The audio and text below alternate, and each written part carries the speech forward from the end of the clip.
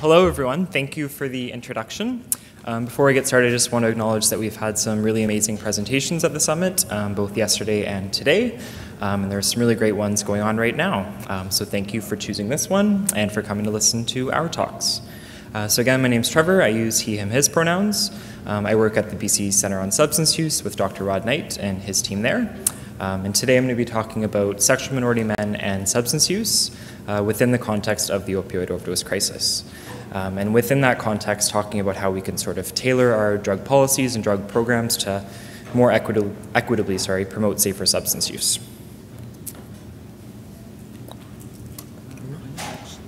Oh, got it.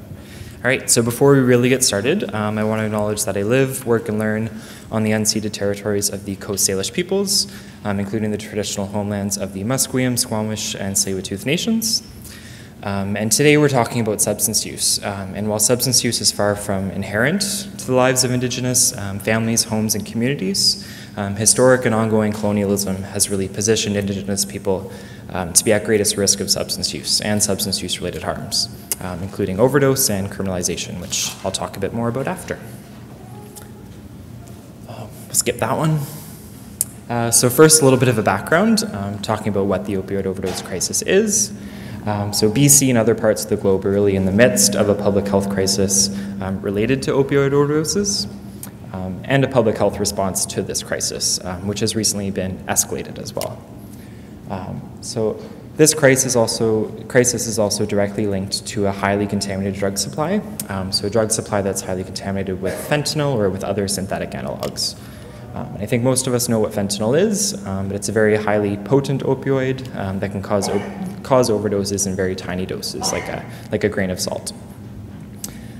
So this graph kind of shows that the number of overdose-related deaths has really skyrocketed since about 2009, and then the proportion of these deaths, so the solid line there, attributable to fentanyl is about 90%, so the vast majority of deaths. And what does this mean for sexual minority men and gender minority men? So really, kind of broadly, there's a gap in our understandings about how the opioid overdose crisis is affecting 2S LGBTQ+ people. And one, this is because of a lack of research about us and with us, particularly related to substance use. And two, when we're thinking of kind of like provincial or national surveillance type data about overdoses, this data often lacks like high quality measurements about things like sex or gender or sexuality, so often we're left out of the picture. What we do know, however, is that sexual minority men experience high rates of substance use and high rates of substance use related harms across adolescence and young adulthood. And with this, within the community and within our communities more broadly, we experience high rates of sexualized and recreational substance use. So acknowledging here that not all substance use is harmful. Substance use has a lot of pros, so it can help with mood or with attention, intimacy, sex, can be used as a coping mechanism, really a range of effects. But with the increasingly contaminated drug supply, what we've been seeing is more of these recreational drugs being contaminated with fentanyl. So things like MDMA or cocaine and so on. So that kind of led us to wonder how this crisis might be affecting us uniquely. Which leads us to our study objective. So identify how patterns, contexts, and motives of substance use are occurring among young sexual minority men within the context of the opioid overdose crisis and the public health response as well. So now I'm going to be talking about methods a little bit, just to kind of get our bearings here. I want to note that I'm going to be presenting the methods here that Caroline, PJ, and Cameron are also going to be using, so we're all drawing on the same study. So what I say is going to be repeat, probably. So this is an old poster that you can see that we've used for recruitment. Can't read it anyway, but that's not important. But what we did was we did a qualitative study using stratified purposive sampling. So what this means is we really tried to recruit like a diverse sample of young sexual minority men. So folks of different ages, socioeconomic classes, ethnicities, gender identities, and so on. And then we did a total of 50 semi-structured interviews and sociodemographic surveys with 50 participants. Our interviews lasted about 60 to 90 minutes, so they were quite lengthy. And our sociodemographic surveys really helped to give us some key information and also some histories about substance use practices. And then we used some qualitative data analysis, which was facilitated by NVivo, which is a qualitative software, helps to organize and visualize data. And then we used a modified grounded theory methodology. So what this means is we were really focused on the social processes of substance use and of harm reduction. And this really helped us to develop a framework for understanding what's going on within this crisis. So this is our sociodemographic data. I'm not going to go into too much detail here, but I just want to give a few key points. So participants range in age from about 18 to 30. Average age was 24. Our sample was still fairly white, but more diverse than a lot of other studies in terms of ethnicity. And also we had folks of diverse gender identities and sexual orientations. And if you're really observant, you'll notice that the numbers don't always add up to 100%, and that's because participants could select more than one option. Right, and this just shows the substances used by participants in the last 12 months. So I think you can mostly read those there, but participants really described using a range of substances. So high prevalence of substance use and high prevalence of polysubstance use. So it's often not just one, but many. And it was more often those recreational type drugs. So alcohol, MDMA, cocaine, poppers, which Cameron will talk about. And a little bit of those opioids still, so fentanyl, heroin, but definitely less so. Now I'm going to get into most of my presentation, which is the key themes that we found. So we found 3. I'll kind of outline each one and then go into each in a bit more detail and show a quote to illustrate it. So the first one is awareness, perceptions, and experience of risk within the context of the opioid overdose crisis. Strategies to mitigate risk, so harm reduction strategies often. And then barriers to safer substance use, so barriers to taking up these strategies. All right, and the first one, so awareness, perceptions, and experience of risk. Participants in our sample really described a growing apprehension that the risk is both high and that it's rising. And what was interesting was folks that previously thought they weren't at risk, even they felt that this risk now applied to them. So maybe this is folks who don't inject drugs or don't use opioids or only use recreationally or every once in a while. And in describing this risk, participants really talked about highly personal experiences with overdose. So maybe they themselves had experienced overdoses, or their peers or their partners had experienced overdose.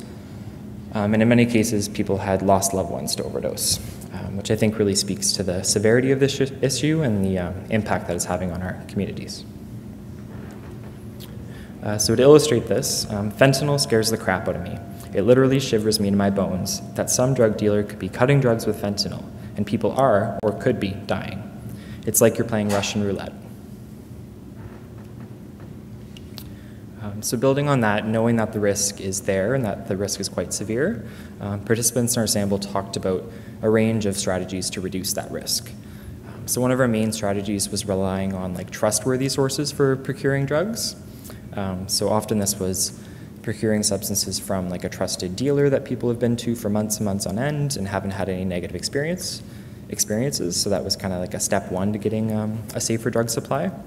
But more often this was folks talking about kind of partners within their sexual networks or friends within their peer networks who was kind of a trusted person to access drugs from. And people also talked about the dark net, so sort of an illicit online drug market where folks can see a bunch of drugs listed, see the specific components, and also comments from peers or review processes. And then they could get these drugs shipped to their houses or shipped to mailboxes around them. And one thing people really liked about this is that people could comment if they've had negative experiences. So maybe someone could purchase drugs and then comment on the site, oh, I had an overdose, or I had a bad trip, or whatever. And that could kind of give a red flag for them. And also drug checking. So people talked about either using individual drug testing kits at home or their drug dealers using drug testing kits. And these kind of just check for fentanyl, yes or no, so it doesn't give you a good idea about how much fentanyl is in the drug, but still better than nothing. and also kind of formalized drug checking services, so maybe at like Insight or going to the HIM clinic or whatever. And people also talked about a range of other harm reduction strategies, so like taking up or using naloxone kits, or not using drugs alone, or changing your drug administration practices. So maybe not taking drugs intravenously, but taking it by mouth instead, or something like that. So to illustrate the trustworthy drug sources, one participant said, "I usually trust one person. I buy my drugs from him, a particular dealer, no multiple dealers." You can easily get it fentanyl when you go from one dealer to the next.